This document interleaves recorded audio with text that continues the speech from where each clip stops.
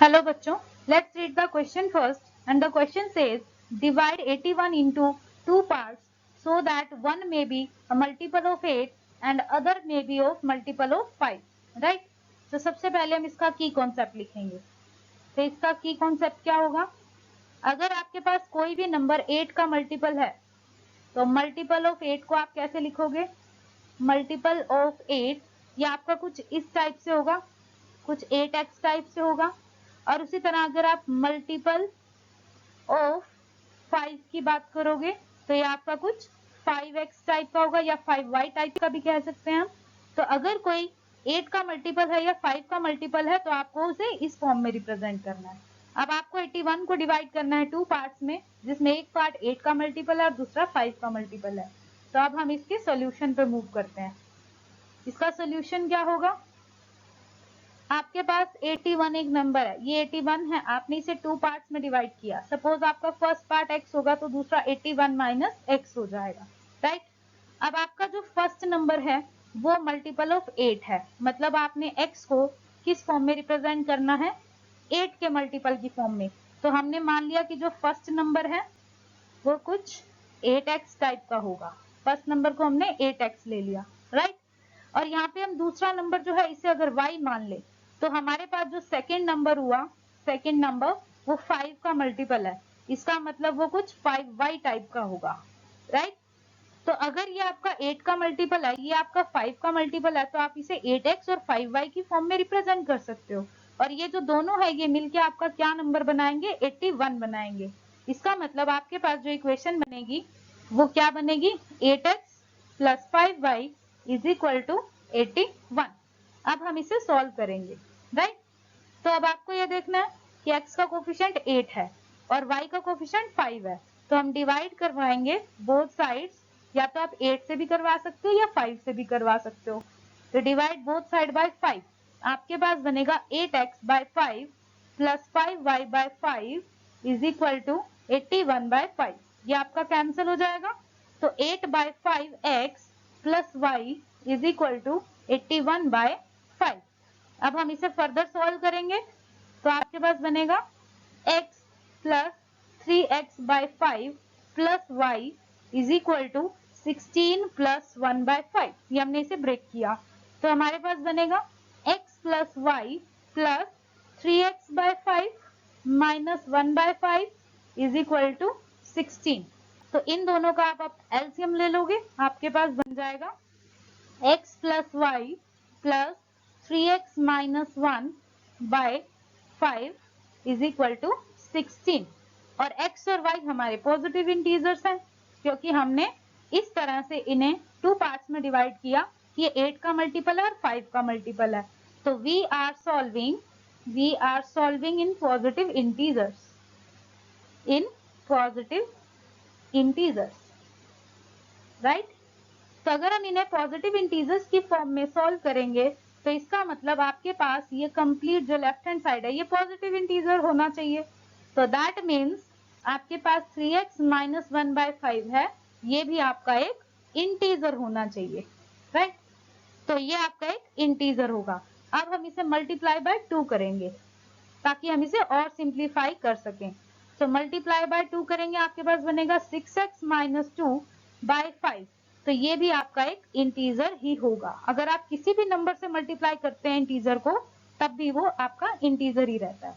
तो अब आप इसे फर्दर और ब्रेक कर सकते हो, तो ये आपका बन जाएगा 6x बाय 5 माइनस 2 बाय 5। ये भी आपका एक इंटीजर होगा। फर्दर इसे और ब्रेक कर सकते हो, x plus x by 5 minus 2 by 5, ये भी आपका एक इंटीजर ही होगा। आप इसे लिख सकते हो x plus x minus 2 by 5, ये भी आपका एक इंटीजर होगा। अगर ये कंप्लीट आपका इंटीजर है तो ये जो आपको वैल्यू दी हुई है फ्रैक्शन की फॉर्म में जो आपको दिख रही है ये भी एक इंटीजर होगा।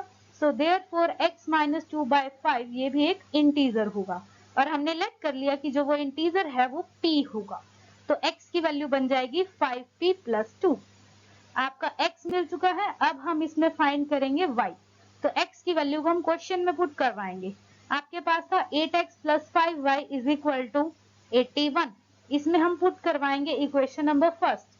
सो फ्रॉम इक्वेशन 1 हमारे पास बनेगा 8 times 5p plus 2 plus 5y is equal to 81।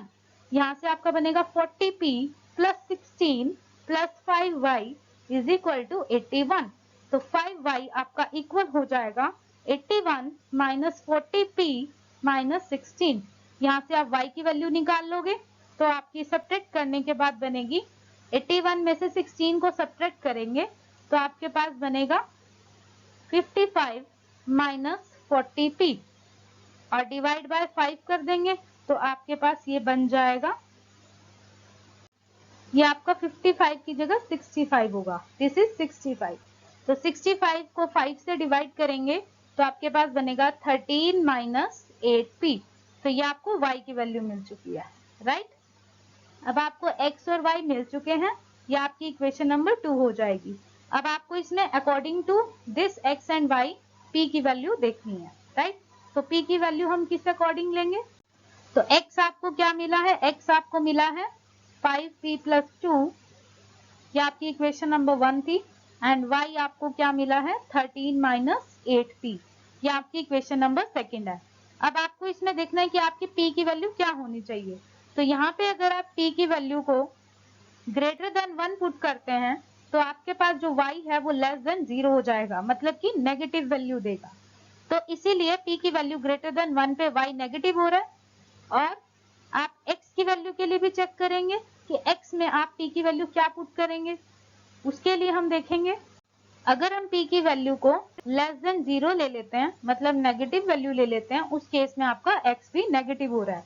But हमें x और y किस फॉर्म में फाइंड करने हैं? शुड बी पॉजिटिव इंटीजर, क्योंकि हम अपने एक नंबर को ब्रेक कर रहे हैं। x और y should be positive integer. तो अगर ये पॉजिटिव इंटीजर है, यहाँ पर आपका इंटीजर होगा, पॉजिटिव इंटीजर फाइंड करना है, तो इसलिए हमें ऐसी वैल्यू नहीं लेनी जिसपे आपका x और y नेगेटिव बनेगा। दैट्स वाई हम p की वैल्यू क्या ले सकते हैं? p कैन बी, p आपका क्या हो सकता है? या तो 0 हो सकता है या 1 हो सकता है। तो अगर हम p की वैल्यू को 0 लेते हैं तो आपकी x और y की क्या वैल्यू बनेगी? यहाँ 0 पुट करवाते हैं, x की वैल्यू हो जाएगी 2 और y की वैल्यू हो जाएगी 13। और अगर आप p की वैल्यू को 1 पुट करवाते हैं, if p is equal to 1, उस केस में आपका x और y क्या होगा? तो p की वैल्यू 1 पुट करवाने पे x 3 बनेगा एंड y की वैल्यू आपकी 5 बनेगी, राइट। तो इस तरह से आप x और y की वैल्यू फाइंड आउट कर सकते हो। ये आपका 3 के प्लेस पे ऐड करेंगे तो 7 बनेगा, राइट। तो x की वैल्यू आपकी 7 होगी और यहाँ से आपकी y की जो वैल्यू होगी वो आपकी 5 बन जाएगी। तो इस अकॉर्डिंग आप x और y फाइंड आउट कर सकते हो at p is equal to 0 और p इज इक्वल टू 1 पे। तो यही आपके पास फाइनल सॉल्यूशन होंगे। आपको x और y की वैल्यू फाइंड आउट करनी थी, वो हमने कर ली। इसका मतलब जो हमारे 2 पार्ट्स आएंगे, तो हम यहाँ लिखेंगे हेंस, जो हमने अपने नंबर को ब्रेक किया था, वो जो 2 पार्ट्स थे हमारे, वो क्या क्या हो सकते हैं? 2 पार्ट्स आर, वो किस फॉर्म में होंगे? पहला नंबर 8 का मल्टीपल था, दूसरा 5 का मल्टीपल था।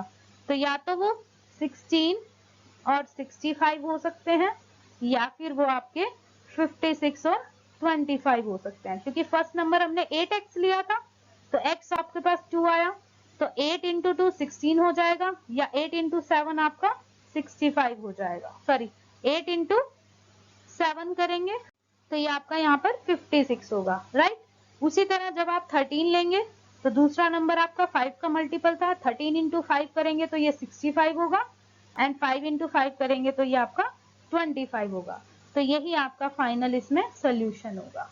ओके, तो this is your final answer. आपने x की वैल्यू को 2 लिया, तो फर्स्ट नंबर तो आपका 8x था और सेकंड नंबर आपका 5y था।